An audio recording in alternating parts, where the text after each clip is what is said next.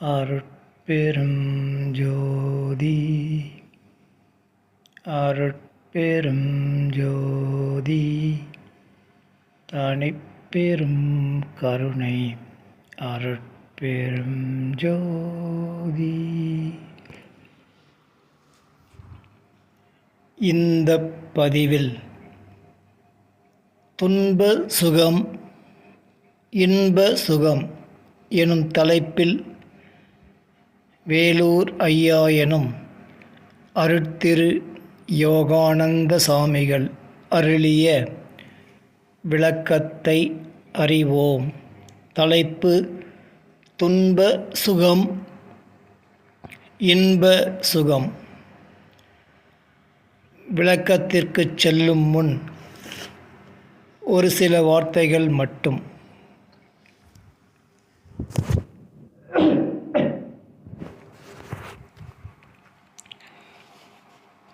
சுகம் என்றாலே இன்பம் தானே எனில் ஆம், சரிதான்.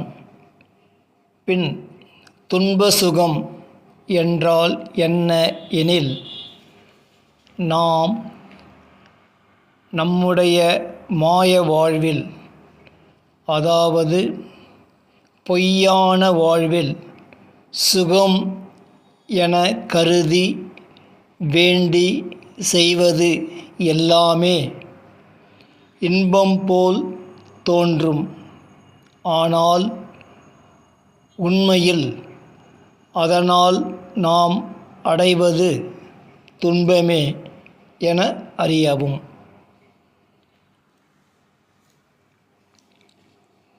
அடுத்து இன்ப சுகம் என்பது யாது எனில், நாம் மெய்யறிவு பெற்று, அதாவது மாயத்திரையெல்லாம் கடந்து மெய்யான வாழ்வில் வாழும்போது நாம் காண்பது எல்லாம் உண்மையில் இன்பமே. அங்கு துன்பம் என்று ஏதும் இல்லை. அதனால் அது இன்ப சுகம் என ஆகும். இப்போது விளக்கத்திற்கு செல்வோம்.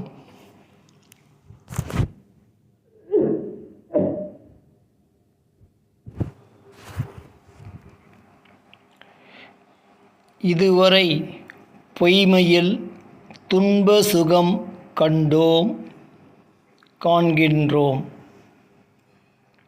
அறிவினை பெற்றால் ஆனந்தம் காண்போம். இதற்கு மேல் மெய்மையில் இன்ப சுகம் காண்போம். வந்தது யார், இருந்தது யார், போனது யார் ஊழ். பிறந்தது யார், வாழ்ந்தது யார், இறந்தது யார். சஞ்சிதம் ஆகாமியம் ஊழ்.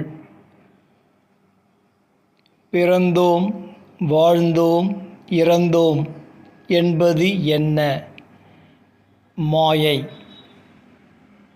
இத்திரையை அகற்றுவது தனிப்பெரும் கருணை. மரணமிலா பேரின்ப பெருவாழ்வு அளிப்பது தனிப்பெரும் கருணை அருட்பெரும் ஜோதி. அதுவே அறிந்தறியா, கேட்டறியா, கண்டறியா, பெற்றறியா, அனுபவித்து அறியா, அடைந்தறியா அற்புதப் பேறு.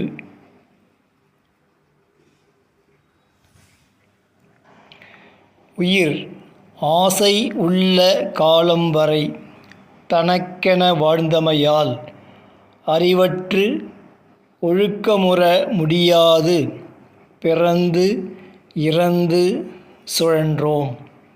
உண்மை காண விளைந்த காலை அறிஞரை தேடி நாடி ஞானம் பெற்று இந்திரிய காட்சியெல்லாம் இல்லை கண்டு தனக்கென வாழாது பிறர்க்கென வாழ்வதுவே இந்திரிய ஒழுக்கம் எனும் உண்மை கண்டு பிறர்க்கென வாழ்ந்து இந்திரிய ஒழுக்கம் முற்று பெற்று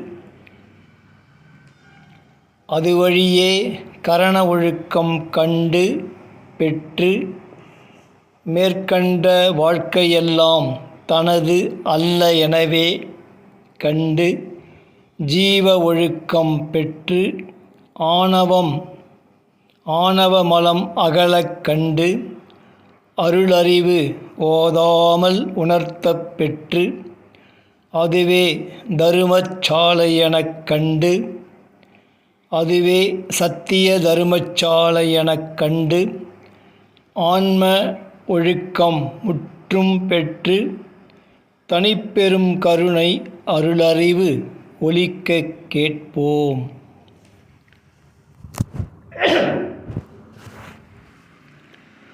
ஆணவம் உள்ள அளவும் மாயையின் ஆட்சி செல்லும். தனிப்பெரும் கருணை பெற்றால் அருட்பெரும் ஜோதி காட்டும். தனக்கென வாழும் காலம் மாயையின் அடிமைகளாய் ஒழுக்கம் காணா போகியானோம். பிறர்க்கென வாழ்பவர்க்கே ஒழுக்கம் பெற முடியும் என அறிவிக்க அறியப் பெற்றோம்.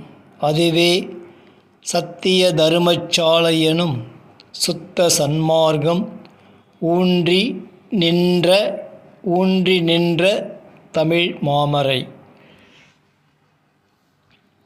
இதனால் அறியப் பெறுவது யாது எனில் தன்னலம் கருதுபவர் சுத்த சன்மார்க்கி அல்ல என்றும் ஒழுக்கம் நான்கும் பெறமாட்டார் என்றும் அறிகின்றோம்.